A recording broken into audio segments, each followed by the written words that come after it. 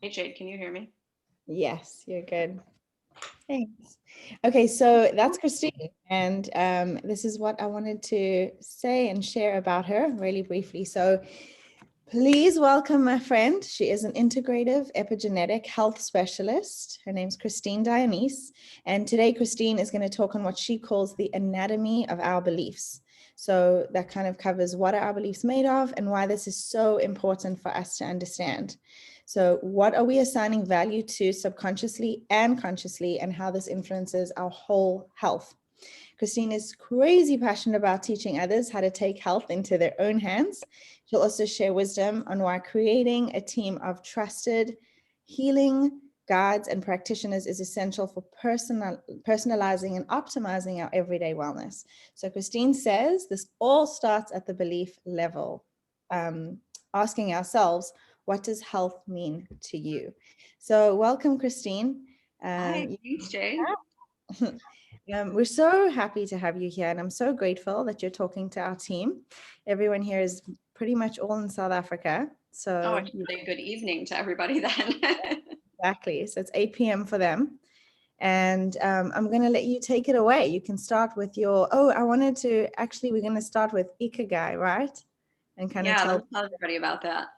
Okay, so Christine also hosts podcasts, by the way. She does lots of talks and she has a lot of amazing guests. She's even had Lindsay Elmore, for those of you who maybe don't know that Lindsay Elmore was a guest of Christine's. And she likes to start off all of her podcasts with, what is your Ikigai? So, Christine, I'm going to ask you that, and I'm going to let you explain to people what that actually means. Well, okay, so everybody can kind of think about what their ikigai is while I'm setting the stage for this. So I learned about ikigai a long time ago, and it is the Japanese reason for living. It's your whole purpose, where your passion for living, your passion for everyday health and wellness, your family, your work, everything comes together. And so when I'm talking with my patients, my clients, my friends, I've asked Jade the question many times. And also my podcast guests, I ask, what's your passion? What is keeping you going and fueling everything that you're doing in your professional, personal, family? So for me, mine is really a progression of love. And I've learned the most through love. It's helped me put patience over fear. It's helped me, put health over fear and help me moderate things that have come up through my life and my career and personal. So for me, I've always been dedicated to helping people know that they can have health in their own hands and that their version and vision of health can be realized. So my life's work really has been dedicated to helping people get to the point of self-love, expand self-growth. And to Jade's point, she said, I'm passionate about helping people build that team.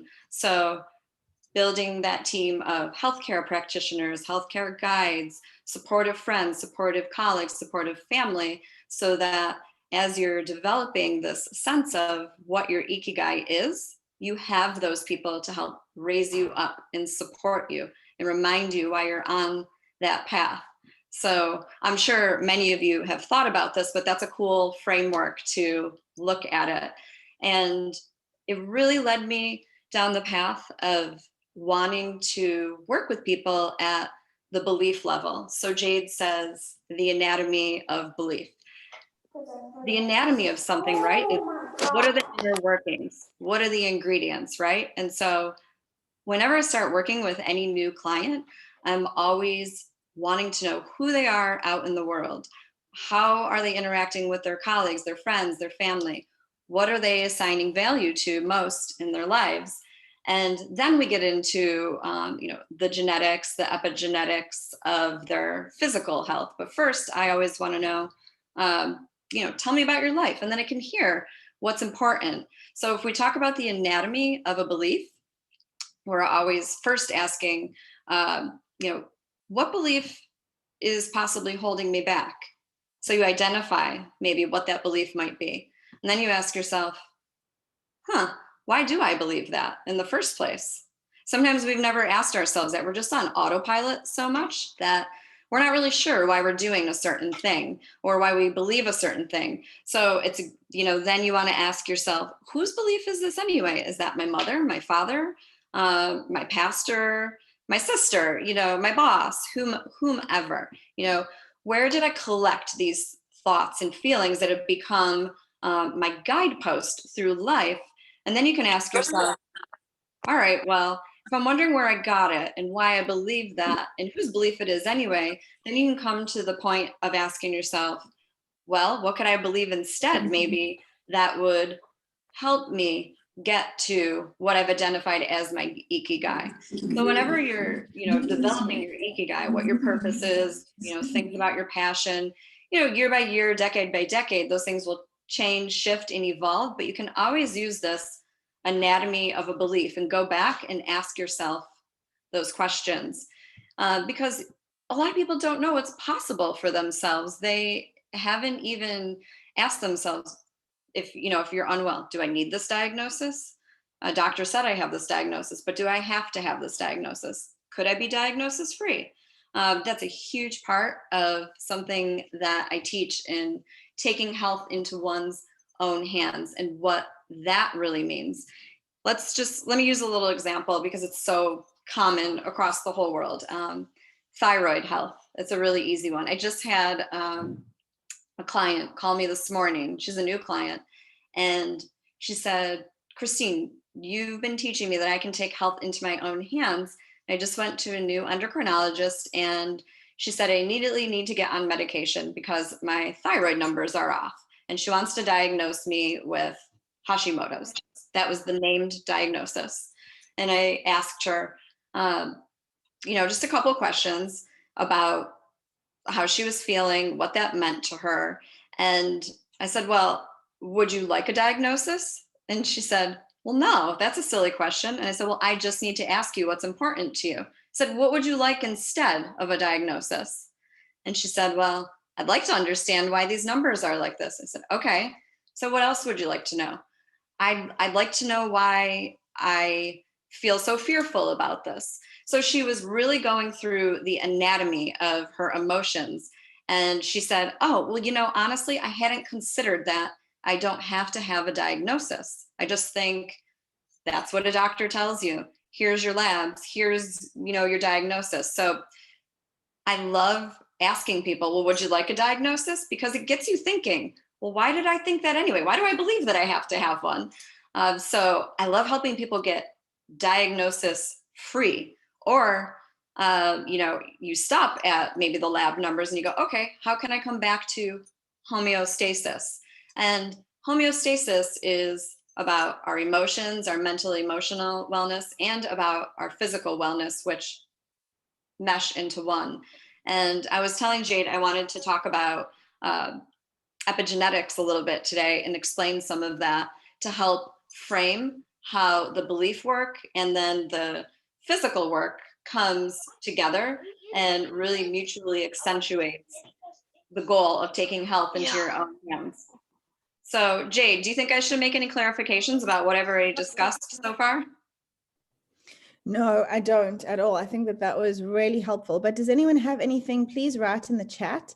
And for whatever reason, this meeting was set up that people are unmute when they join, which is not typically what we do. So I'm sorry. That's why you're hearing background noise. And I've just been busy trying to mute people. So please, if you're joining and jumping on, just make sure you're on mute. But yeah, if you guys have questions or you want to know more about what Christine is actually asking, I'm totally watching the chat the whole time and I will interject and ask her. But so far, all good. We're all on the same page with the whole belief systems. Cool. Okay, so epigenetics. It might be a new word, maybe not. People hear about it in different narratives, different paradigms. So Christine, I bring, oh, go one ahead. quick second. Yeah, I'm going to just mute everyone and then I'm going to unmute you just to kind of silence everyone for a second, okay? Okay.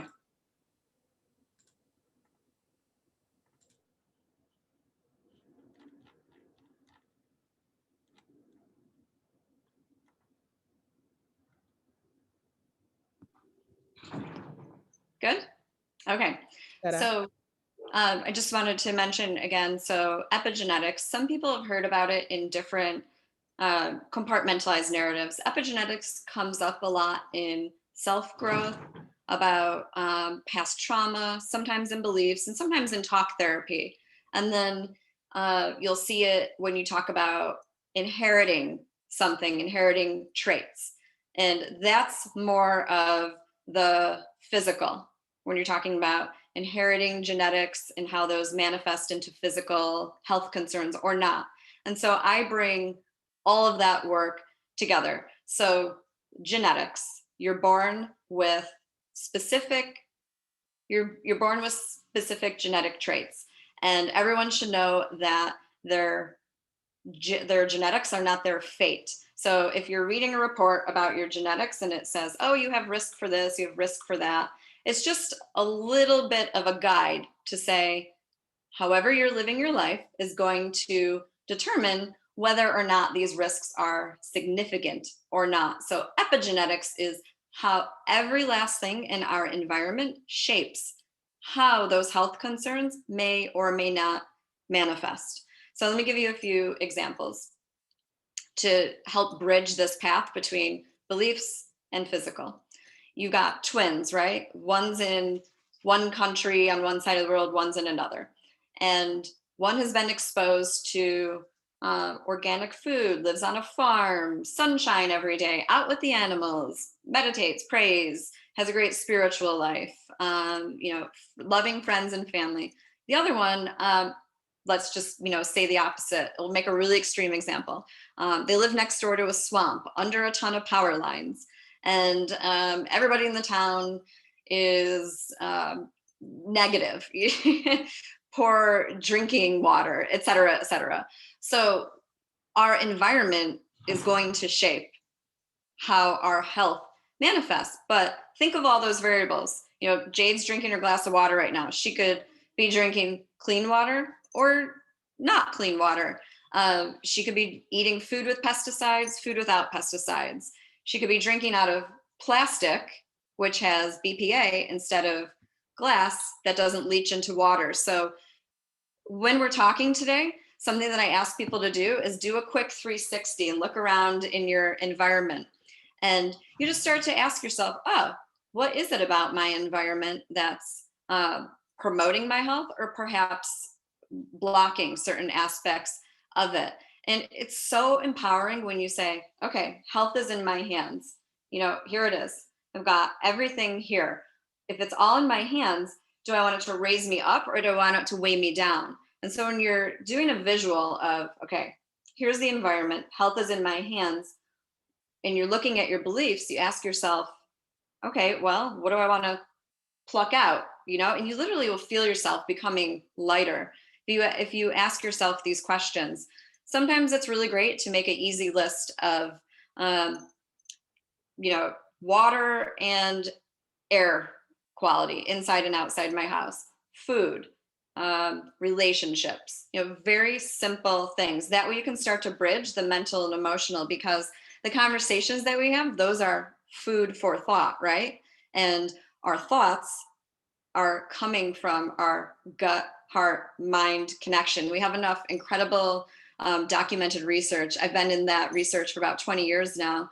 And the reason that I can bring all these things together is because we have clinical evidence of it and we have the research behind the scenes. So epigenetics is everything that is in our environment. Everything's going to influence us. And so we can feel empowered by that and go, wow, actually, I get to make my own choices. I'm the driver of this story. I'm creating the story. And if I can't figure out where that belief came from, or if it's somebody else's belief, it turns out that maybe I don't even have to believe that anyway. I could believe something completely different.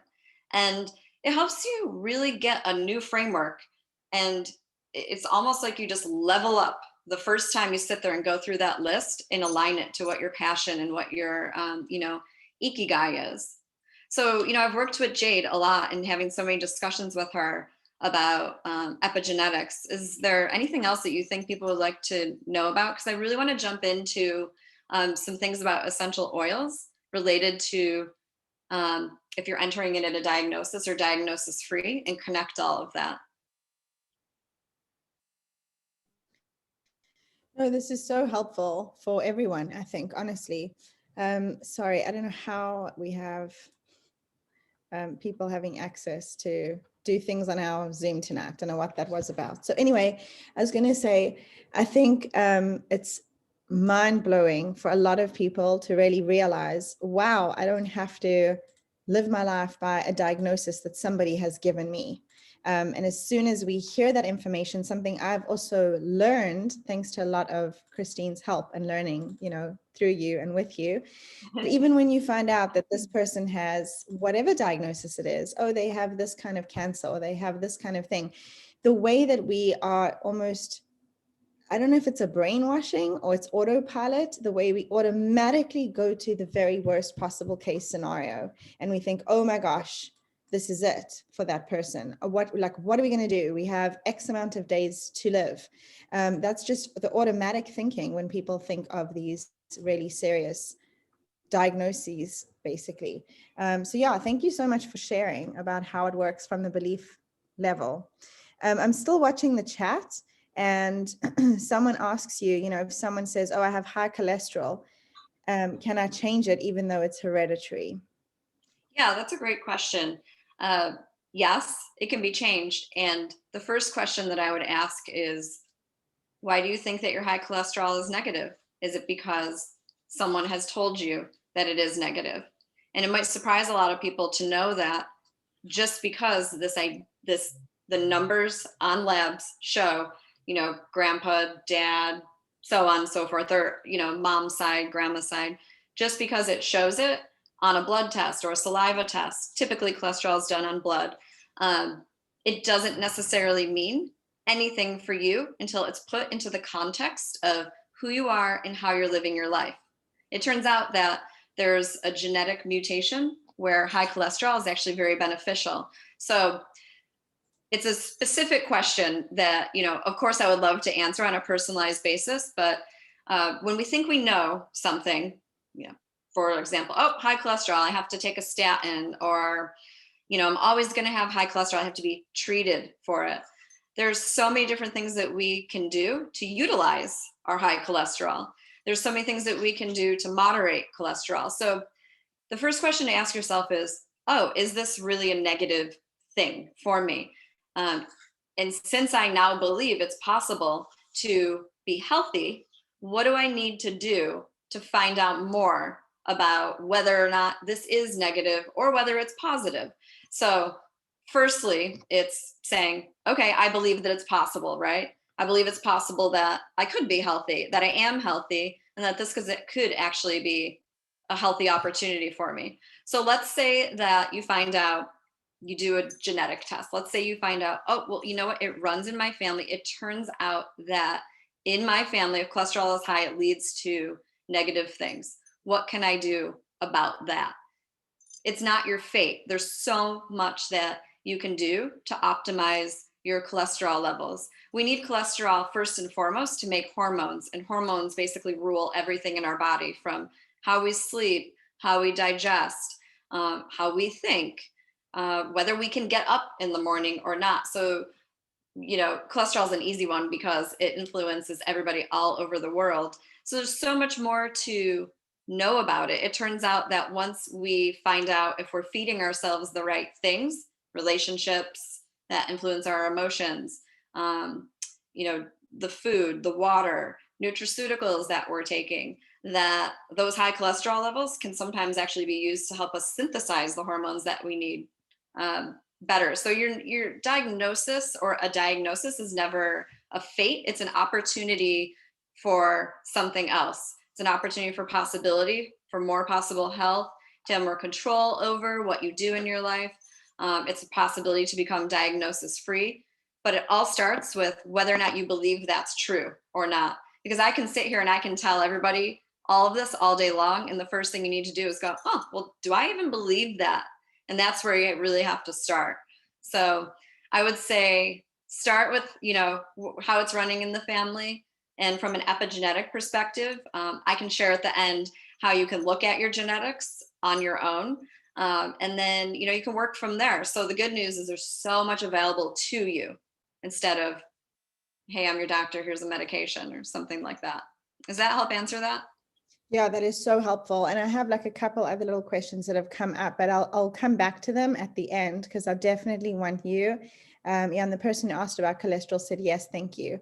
Oh, good. So Awesome. yeah, so can you tell us what you wanted to share about bringing in like some tools? I think that's where you were headed next. Yeah. So, first of all, I love essential oils. And when, the saying, oh, there's an oil for that, I mean, it's true. And because we're talking about beliefs and people, sometimes people have some really, really serious diagnoses, right? We all know someone with one, or maybe we've had one or have one. And someone will say, oh, I have this extreme disease. How could that ever help me? Well, I meet people when they either have a very serious diagnosis or they've become diagnosis free and they want to stay diagnosis free. They're teetering on one, or they're just trying to prevent that altogether, right?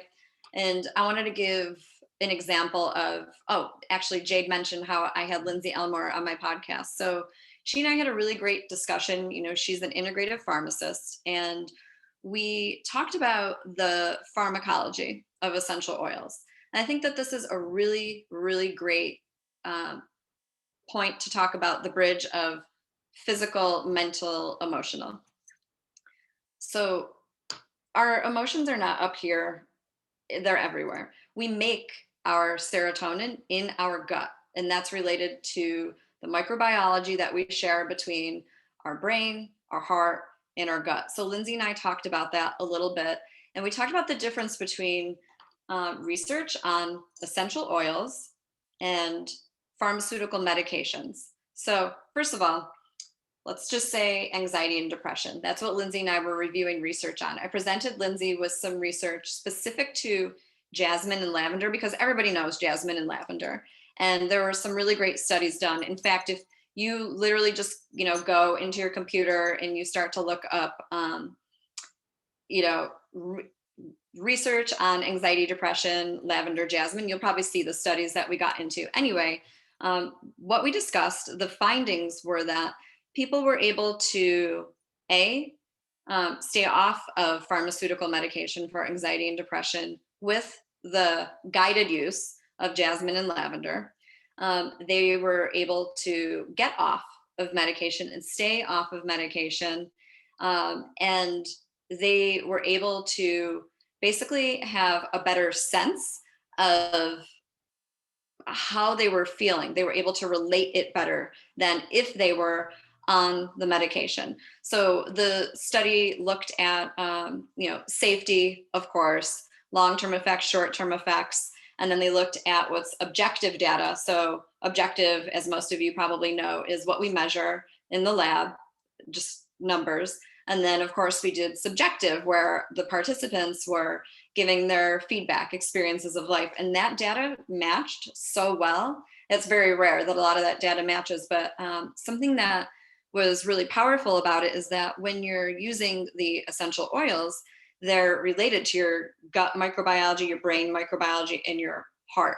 These are the, three areas that we're constantly cycling the serotonin, dopamine, melatonin, cortisol, insulin cycles, all related to anxiety and depression. So I found that was really powerful because I find that anxiety is this little thing that goes like this all in the body.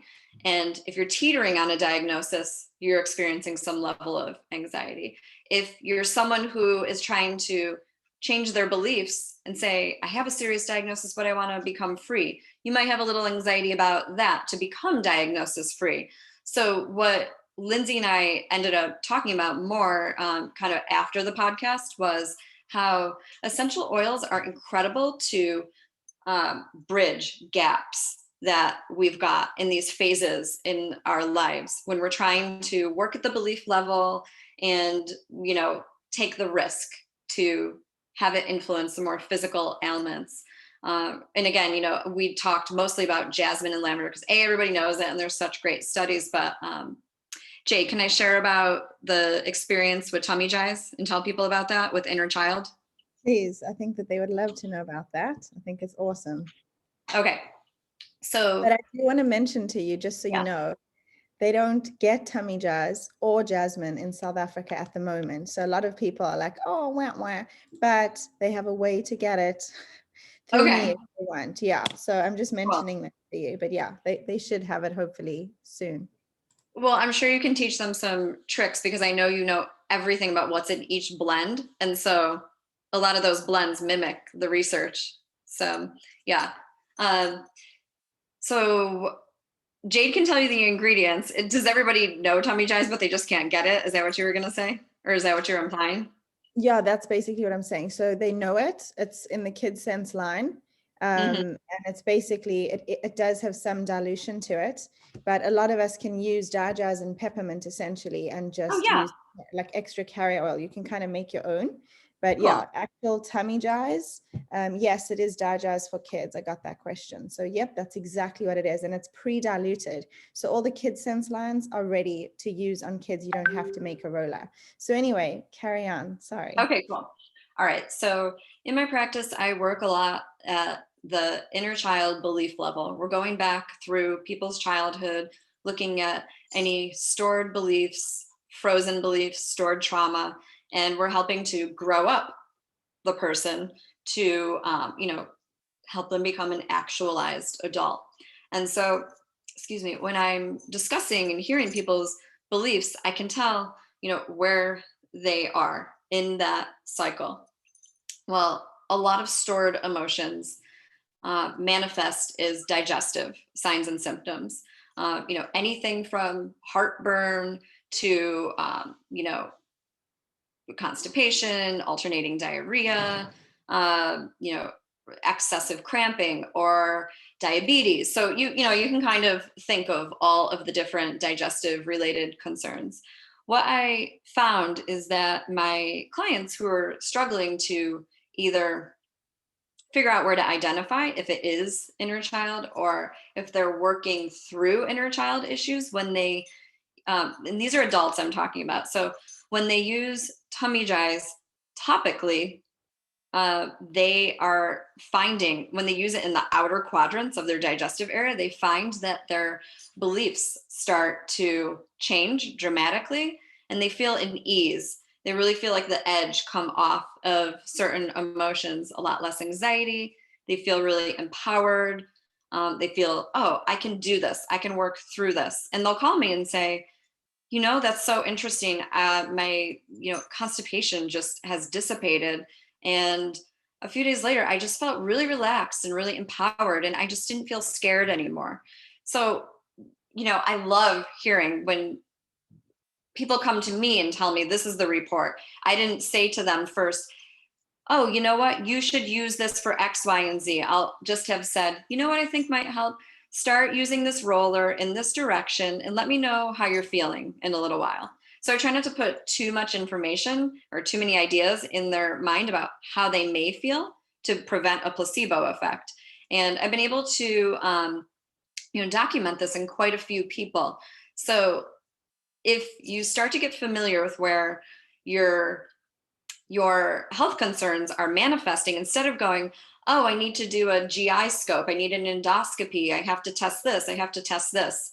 Just ask yourself, wow, what might be stuck?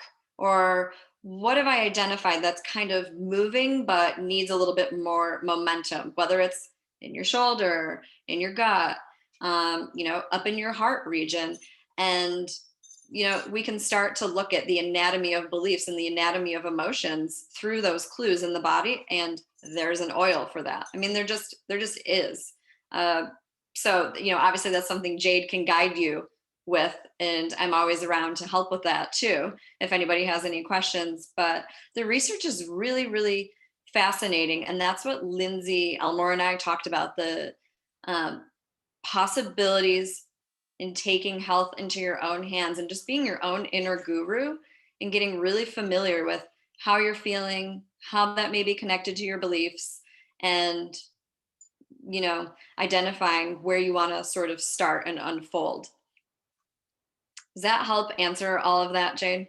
That Or really sort of does. elaborate on And that so, thought? yeah, did you explain how you found that tummy jazz was really very effective? Because a lot of people, it's like inner child issues when it comes to tummy stuff, and we were having like a better effect using the tummy jazz versus straight up dye jazz for a lot of Yeah, people. yeah, I am. So, if you think about a little kid, they don't come home from school and say, I have an upper GI issue. It's in my left quadrant, and maybe I'm having a fluctuating constipation or diarrhea issue. No kid comes home and says it. They say, oh, I went to the nurse today and I felt like I had a rock in my tummy. They say that. Or they go, oh, I've had butterflies in my tummy all day and I was so scared. Well, guess what? Adults have that too, but they've shut themselves off from those ideas. And I've asked a lot of my, patients to, think about those things. And part of an inner child process is closing your eyes and picturing, little Janie, little Johnny, going back to who you were then. So adults can, through the facilitation, adults can kind of conjure up some of those experiences again to grow up the inner child. But I noticed that um, it, Digest, when I was recommending it from more of a physiological aspect. Okay, put it under your tongue, or use it like that, or take these digestive enzymes. Something more clinically based was only doing so much. And then I thought, wait a minute, why not tummy jives? This is inner child, and because so many emotions manifest in the gut, let's try this. And so that was the process of experimentation, basically. And it's funny because I've been using oils internally forever. When that was completely sacrilege, when they would say, don't even think about putting it in your mouth. So for me, taking it and seeing the evidence topically really attested to it. For me, actually, it solidified my ikigai and all the different avenues of getting to possibilities and taking health really into your own hands. So yeah, I love that blend. We don't ever go without it. We've got one stashed. I agree. And it's funny how you said, does your child come home from school and say, oh, it's like a rock stuck here? Or I have to say, what I love about kids who really understand and learn at this age what their body is feeling and how to actually help it or how to process it, that for me has been an incredible thing to see. So my child already knows, both of them, I'm saying my child because Sage just said it like yesterday, that if she is struggling to poop on the toilet, she's like, Mom, I need some tummy jars. She knows, and she calls these things by name. She goes and bumps herself, I need the owie, and the arnica, I must take the arnica. So it's awesome that they actually start at such a young age to listen and respect their bodies and know. And the same kind of goes with eating, right, Christine? I mean, I saw something on your Instagram that was so great. And it said, a diet of health is really so much more than just our food. It's who we're choosing to spend time with, who is around us. It's all these things. It's a whole picture of health. It's not just what we're eating. And so often we're all thinking, oh, your healthy diet or your healthy lifestyle is purely based on food, but it's based on so much more than that.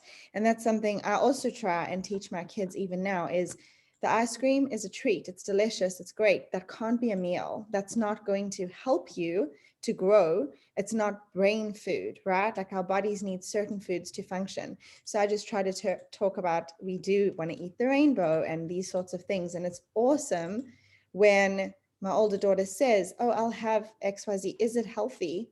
And I'm like, well, yes, look, you've got protein from this, you've got this and this, and so she really likes to know what's actually serving her and helping her, which is awesome, instead of a battle of eat this, not that. Yeah, and I, taking it even a little bit further, putting dessert in the context of a balanced, lifestyle too. The more that we educate them and give them all of these tools, they know how to take care of themselves. It's all in balance, right? It's not like, oh, I'm going to feel bad if I eat that. I could have a little bit of it because I am so healthy and I focus on all of these things. Jade knows my daughter, and our kids will play, and the kids will, have a treat, but they know what oils they're going to use, to help digest, or maybe they'll put some lime in their water because they know it helps them digest their meal. It's so cute and so empowering and just reassuring, like as a parent, and just to see them having all these tools. By the time they're our age, they'll know exactly what to do, right? Exactly. And hopefully they pass it down and do the same for their children, right? Future generations. Yeah. So Christine, another thing that I think would be awesome to talk about, and I know you touched on epigenetics, but here, let me ask you some of the questions that came up here. Okay. So people definitely want to know where to follow you and your podcast. So I don't know if you want to Cool. type in the chat at the end, or you want me to. Kelly was kind enough to already pop in your podcast, which she found Nice. Oh, through the how show. sweet. Yeah. And here is a question for you. So if you have a person who has a twin sister who has Hashimoto's disease, are they at risk? The person who hasn't been diagnosed is the Correct. non-diagnosed person at risk. Correct. So So person A is doing great and healthy, but twin sister has Hashimoto's. gotcha. So it definitely comes to environment and what we're being exposed to. And sometimes in families, when everybody's so close, it means asking really hard personal questions sometimes, about what the sister may be exposed to, right? If the person who doesn't have the diagnosis wants to know more, obviously they can ask the sister, oh, when, tell me about when you were diagnosed. What was going on in your life? I'll say this, after having researched and been in clinical practice for 2 decades, typically autoimmune issues, the genetic switch gets flipped on. And if the person, the genetic switch will get flipped on when the person is going through something really major in their lives. And something really major is burning the candle at both ends for too long. If you're just burning the candle at both ends, obviously eventually you run out of candle, right? And so it's an autoimmune process that is going on in the background, perpetuated by the lifestyle that's being led, or specific types of trauma, relationship issues. Typically, that's what exacerbates a genetic switch to flip on. So twins can obviously see, is my environment like my sibling? So there's just that investigation to do. But if you really want to look to see if it's in your genetic background, and Jade, you can help everybody know whether what I'm about to say specifically is available. I love this tool. It's called Self Decode, and it's a direct to consumer genetic test. It's unlike 23andMe or Ancestry. It's more medically based, and it has an incredible database if you wanted to just look at a basic report of what you're at risk for. The whole thing about that, though, is having context to it and being able to put it into the realm of significance. So if I was doing it on my own, the questions I would ask myself: what are my relationships like? What's my diet like? I'd get really, really honest with myself. I'd make some lists, and just be really transparent with myself and go, well, maybe I'm at more risk. I work 65 hours in this many days, and oh, my relationship's been X or whatever. Or you might go, I eat really, really well. I have a meditation practice. I take my nutraceuticals. I have good it depends what you've got, the ingredients. And then you can, decide from there whether or not the genetic info is significant or not. If I had a sister who was living with Hashimoto's, knowing what I know, I would look at my genetics, ask myself about my lifestyle, and if I had identified risk on my genetic report, I would probably do some specialized blood work with someone who really knew what they were talking about. So when I talk about building a team, let me give you a quick scenario about what that really means. So, like I said, people come to me who either want to be diagnosis free or they're wanting to prevent a diagnosis from occurring. Typically, they're either coming from a conventional doctor who has led them astray or hasn't led them to the path of health, right? So they've gone so long without any really good answers and they don't feel better. So they're coming to me. Once they get to me, I help them build a team. So that may be an integrative endocrinologist, that may be an acupuncturist, maybe it's a massage therapist, or maybe it's an integrative naturopath. I really personalize everybody's team for what they need, but it would be incongruent for someone to say, come to me, and then go to their endocrinologist who doesn't understand how to do, say, a complete comprehensive panel for thyroid. So Jade, obviously, she's the pro on local resources and referrals like that. But here's the really cool thing, too. A lot of, if you don't have the people locally available to you, a lot of the lab companies that specialize, they're available online now. You can get things shipped to you. And so, again, I keep referring to you, Jade. You obviously know what flies and what doesn't in South Africa. But Honestly, it's a learning curve. I feel like we have a yeah, lot of people on our team. Like Sunette, you might know some of this. Marlies, you might know. Yeah, I would go to them to ask me what's available in terms of genetic testing. yeah. And Oh, go ahead. yeah, no, I and just just integrative medicine as a whole. Yeah, I wanted to say I've used so many different genetic tests, genetic kits.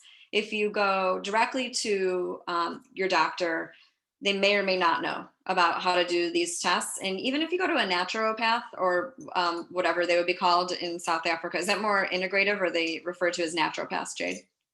Yeah, naturopath, they all know and they understand. Okay. Yeah. Yeah.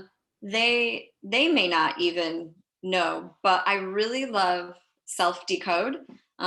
It's very inexpensive, and you just are able to access so much detail on your own, basically. So I would be willing to ask to see if it's available, and if it's not, how that's something that we could possibly make available to people. That's awesome. Thank you. Can you also explain to us very quickly the difference between nutraceuticals, supplements, and vitamins? Vitamins. Vitamins and minerals, they're a category of something. So a vitamin, vitamins A, D, E, K. A mineral, magnesium, selenium, copper, iron, right? So you've got substances that come from plants and animals. So that's that. The difference between having herbs that contain vitamins and minerals or other phytotherapeutic properties as a supplement or as a nutraceutical. So supplementation is something that we do, right? We supplement what we're not getting from our food or drink. And typically in the States, a supplement is something that's available at your grocery store, a drugstore, or we have specialty stores. We have something here called Whole Foods, and it'll have higher quality than, say, your regular grocery store would have.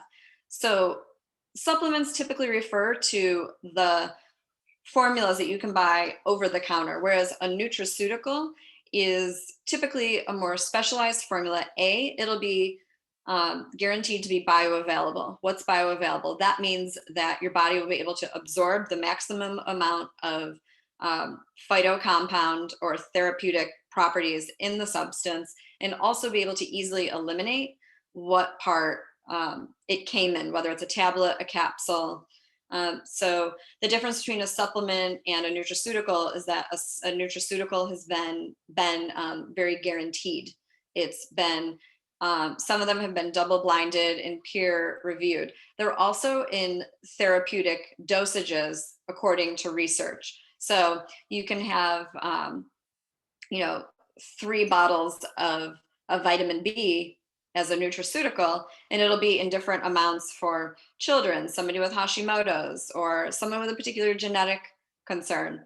And the last thing that pretty much separates a nutraceutical from a supplement is that the form of the vitamin or the mineral, it will be according to research. So all vitamins and minerals are not created equal. And when you're, comparing, you're trying to look at the front or the back.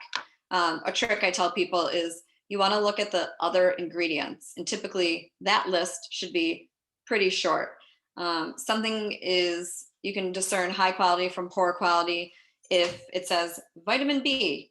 That's it. It doesn't say the form of it, or doesn't give you a dosage, and it only gives you a percentage. That's typically, low quality. So it isn't to say that supplements are lower quality than nutraceuticals, because there are many really high quality supplements that are available over the counter. It's just a matter of whether or not you're taking something at a therapeutic level. Because I could say today, B12 is incredible for your brain and stress. But if I don't know anything about your methylation, your genetics, if you have any risk factors, then and you just go buy a supplement over the counter and you go, well, it didn't work. I still feel this way. It could be because it wasn't personalized for you. That's expensive urine right there, right? Yeah, exactly. That's why I use that B example. Is that? Yeah, I remember talking to you, Christine, about like, oh, everyone, wants to get a vitamin B shot, and it's so much better to get it injected. It goes straight to the blood and then you feel good. And you're like, meh, yeah, you don't need that, Jade. And that's all just trends. And no, we don't need to do that. We'll focus on you in particular and what's actually going on for you and in your body based on how you're feeling and what you're telling me. And that part of it is why I hope all of you can have someone in your life that is as incredible as Christine is, that you can talk to, that truly understands, your history. This is how taking care of ourselves should be. These are who the experts should be. They should be people who really do care about the whole picture and not just, oh, you're coming to me today and yes, I looked at your blood work and your LDL is really bad. You need to go on a statin tomorrow. So it's so much more than that. It's like, okay, well, the whole belief system thing. And as I was smiling earlier when Christine was even going through that belief system, because, oh my gosh, I mean, we've gone through a lot of things together and uncovered a lot of stuff. And that is where I have felt personally so much lighter and happier and healthier, because I've been able to work with, where did I get this idea that I might die from a stroke, or this person has dementia. I hope I never get dementia. Now I'm like anxious about dementia when it's not even related to anything, or even if I was diagnosed with something, how am I absorbing that information and what am I doing with that information? So yeah, it is super important to have a good team who is helping and serving you. So Christine, I have to ask you, and I think this topic is just such a hot topic at the moment, but the current climate and pandemic of what is going on right now, where everybody is hyper sensitive about, okay, we all should be wearing masks, we should be sanitizing, we should be washing hands, we should be staying home. What is your take on all of that, if you don't mind me asking you? Because I think it would be awesome for people to hear this, and especially in South Africa, a big thing that's come into discussion has been, oh, but there's a variant that exists here. This virus has a variant that's in South Africa and in the UK, and healthy people are getting very sick and healthy people are dying. What can you say about that? Well, there's so many things to say about that, right? Uh, However, since you're asking this question now, after we've gone through beliefs in epigenetics, I like to remind everybody that we have so much control over our health. And that means thinking of the flip side of the coin always. There's always the yin and the yang. There's always some idea to temper another idea, right? So here, let me show you guys something that I did earlier. This is something that I do a lot. Okay, I don't know if everybody can see this. It's some notes I did on COVID, okay? It says COVID, power of reframing, and then it says basic metabolic science. So reframing is something that you can do any point in your day, no matter where you're at with anything. But COVID can send us into a tizzy at any time of the day, right? You could be motoring along thinking, oh, you know what? I'm fine. It's not a big deal. And then you hear something on the news about this variant, for example. We're living with viral variants every day, day in and day out. And we have been since the beginning of time, many unbeknownst to us. So I've specialized in immunology for like 2 decades. That's a huge part of my research. And what we look at are viruses that don't have a name. They're just number after number after number after number. And we look at, how do they affect cardiovascular tissue? How do they affect brain tissue? So on and so forth throughout the body. And so few of them have much of an influence, right? So then we isolate perhaps the ones that may have more of an influence, and we ask, how are these affecting the body?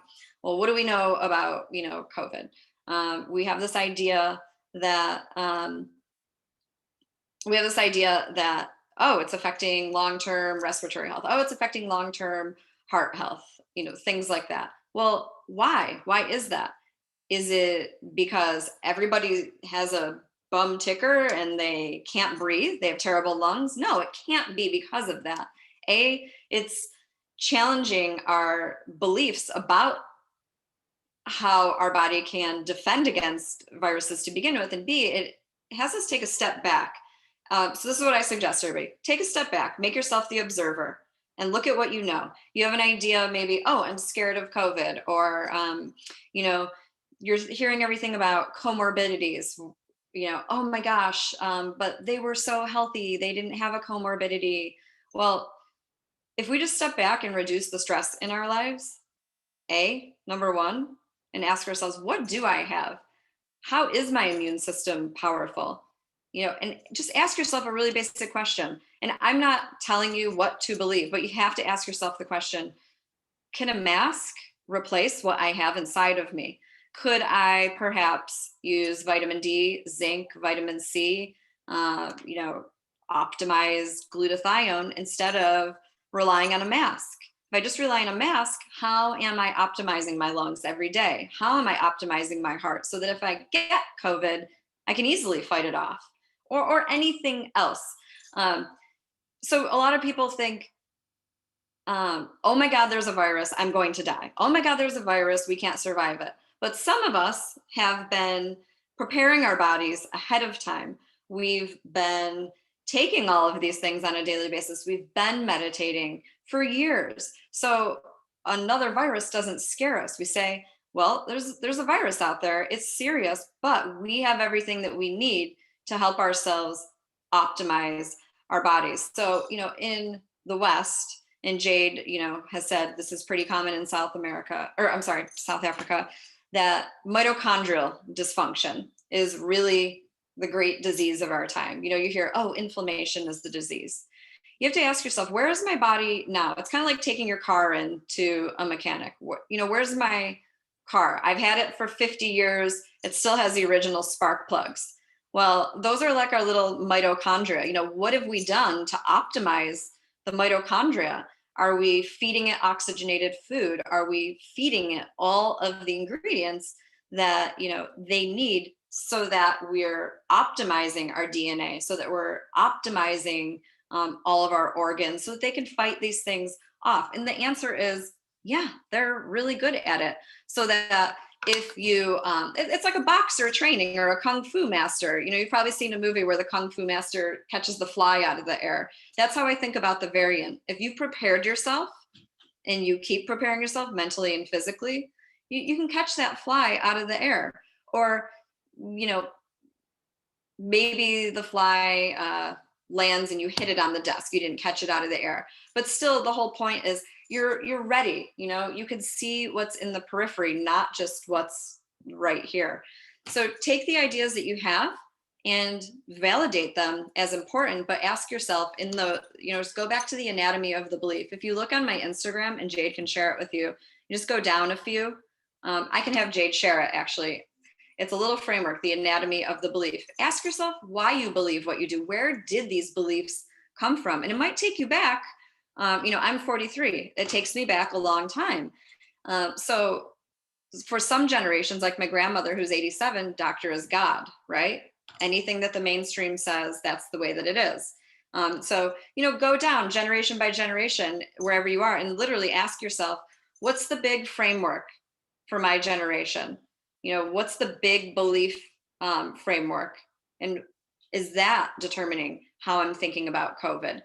Go through, and then just at the end of each day, ask yourself, what resonated with my intuition today? How many times today did I rely on my intuition? When did I look inside and ask my internal barometer, does this make sense? Or is it someone else's idea? And it really will help grow your confidence to rely on your intuition more and more and more, these self check ins. But of course, I always say, build your people, build your system, your friends, your support, so that, you have other people that you can throw these ideas back and forth with. And on a day where you're maybe feeling scared, don't try to fight being scared. Feel it and go, I'm going to talk to Jade. I'm going to talk to Joanne, because I know they went through this, and I know that they're taking vitamin D and doing this, and I know they've optimized their respiratory health. So they're a really good support for me. It's really, again, I guess sort of you think of if you have everybody in a line pouring a bucket of water into the next bucket, so on and so forth, helping feed the well of the village. You really want to build your community for sure. So you can all feed one another and remember that you're here helping one another optimize. Because the number one thing that optimizes mitochondrial health and your cellular health is for sure having your beliefs in alignment. It's just incredible to stop right there and then recalibrate going forward at that belief level. So I think I just kind of gave a lot of little tangents on that one question, but it's hard to give a short thought on it. Absolutely. Thank you for that. This is when I have a lot of people, most of my team here know that I am planning to come back to South Africa. And I get a lot of interesting feedback and comments. I certainly get like, oh my gosh, aren't you scared? There's the variant. You really want to travel? Even when I had to call about my daughter's passport, the first thing that the recording says, international travel is not recommended at this time, and it's all just fear-based. I just sit there like pressing one, right? Just let me talk to someone who's going to get the passport, because I'm not allowing that to come into my sphere of well-being, if you will. So I think it's just these things for me, especially this period of time where a lot of people also constantly come with questions or other arguments or whatever it is, I think has really encouraged me to feel very confident and strong in my belief system and trusting my body. So like I've told so many people, like, well, aren't you scared? What if you get it? Who's going to take care of you when you're there? Firstly, I'm not scared. I'm not scared. Secondly, I've been preparing, like Christine said, I've been preparing. I've already gone through my list of what we're going to pack and take and have with us so that I do feel empowered. Thirdly, if I got it, I'm going to recover. My body's going to know what to do, and I'm not going to worry. And if it gets really bad and maybe I need to go to a hospital, I still doubt it. I'm not trying to be naive. I doubt that would happen, just because I trust my body enough. But I have ideas of what I'm going to do if I get it and I have it. I've already done that work for myself. So just like we do with oils, right? We know, oh, I woke up with a sore throat. I'm going to go now and take an immunity balm that's got 4 thieves, 3 oregano, 2 frank, 2 lemons. See, I know it like that. So that's how, just feeling so confident in what you're doing, that empowers you. And again, belief systems. This is why I don't believe any of us are even going to get it, because we're not worried. And if we did, it's going to pass, just like a cold passes. That's how I feel. So anyway, Christine, you've been a godsend. Honestly, we all love you. And thank you for this. Okay, here's a couple of questions before we finish off, because I want to be mindful of your time. So there actually is someone on our call. Her name's Devon Mostert, and she wrote in the chat that she actually does do genetic testing. So that's really awesome and a nice see. We Cool. all hope and That's believe awesome. things be available in South Africa. So there you guys go. And yeah, she is an integrative specialist doctor as well. So the other thing I wanted to ask you is, Christine, there's a couple of podcasts. That thing on the anatomy of a belief, by the way, is that in the fullest or is that in Well Examined? Christine's got her finger in 50 million pies. So she does a lot of talks? And go ahead, you answer that. So it's on my own personal Instagram, Christine Dionese, and Jade. You have the spelling my name, so you can look it up there. My personal Instagram is a mix of my ikigai, my passion. So I share a lot of personal stories. I'll share some of my articles, some of my podcasts. So if you go to mine at Christine Dionese and just scroll down a little bit, you'll see it right within the post, all the different steps, and then I give a little commentary on it. Thank Um, you. but I did want to say one thing about that. Anybody who does connect with me through Instagram, will you please introduce yourself to me in a direct message? Then I know where how we're connecting, because I love making new friends and I love connecting to everybody in Jade's community. So just pop in and say, hey, I was on the call today. I love that. Awesome. And Sunette already posted the link. Of course she did, because she's Cool. personality, so she's on it. Her and Kelly have been helping us a lot here. So can I here's say one quick thing? I'm sorry about the DNA testing. Just one thing I wanted to say, since I heard that there is somebody local, I definitely advise working with somebody. Of course, taking health into your own hands, I am recommending that. But when it comes to genetics and DNA, it's so important to have a guide.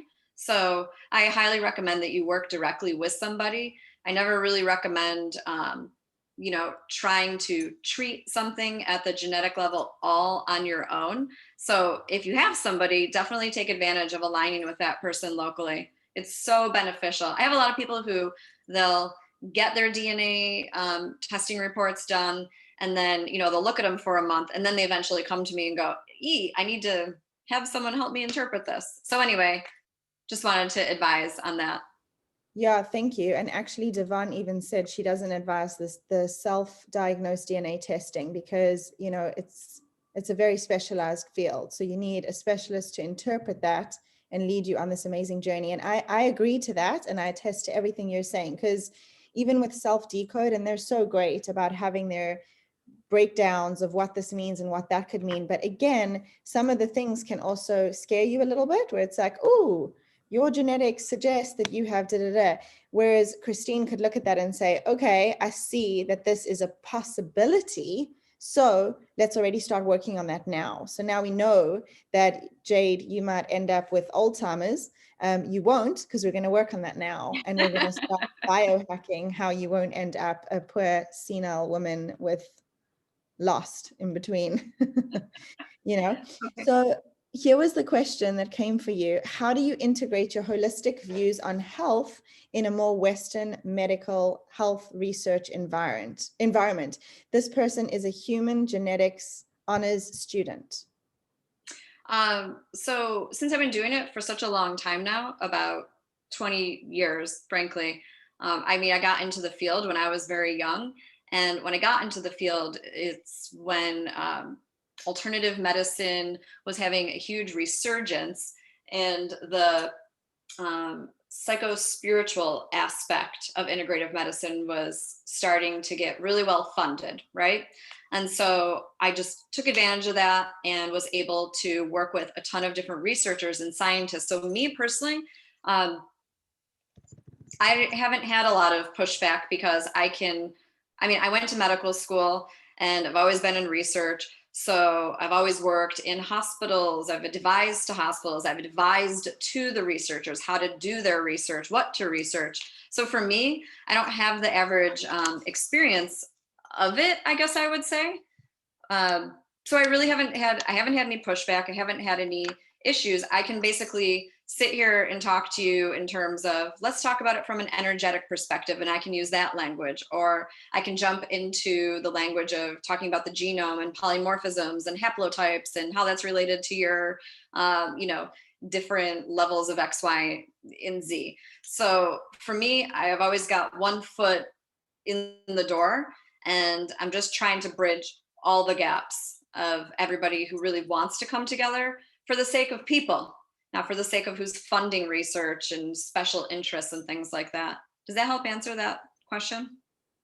It does. And I think that's one thing that we all learn as people who, share about Young Living, is that unfortunately there are going to be articles that come out, and you have to be very careful to try and do your own research, because we always need to be our own advocates and our own researchers of all information, and take lots of things with a grain of salt. So always be mindful of where you are hearing that information and doing enough of your own research. So I have one more question for you, if you don't mind, Of because course. it's an interesting one.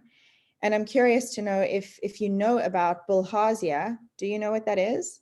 I'm not familiar with Bilharzia. Okay, so bilharzia is a parasite that is quite profound. I guess it's a big deal in South Africa. It sits on bodies of water, and it's basically, yeah, it's a parasite. So this person is curious to know if working with epigenetics and parasites, and it's specific to bilharzia, is there something that can be combined? Because I know that this person has had to, they've been told you need to go on antibiotics every so often because they get a flare up and they go on antibiotics to kind of control and calm it. They're not working anymore. Big surprise. So they're looking for other options and really wanting a holistic and natural approach. So yeah, from like a parasitic level where you've been exposed to something and it's definitely still very much apparent as you understand how this works. It's dormant and then gets triggered. Yeah. Okay, so a really short little explanation. Um, so anything that's living in us is opportunistic. They want to find a hospitable environment. So fungus, bacteria, parasites, etc. Parasites tend to stick around in the body when bacteria form what's called a biofilm. So the person who asked this question is probably familiar with this aspect. Maybe, maybe not.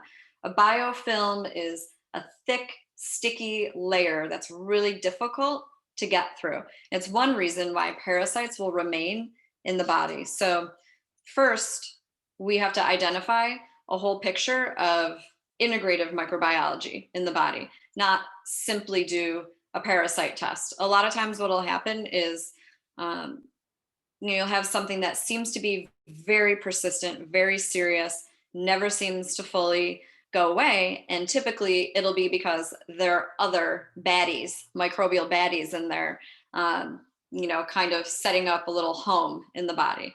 So integrative, comprehensive microbiological testing. And then there's other things to be tested.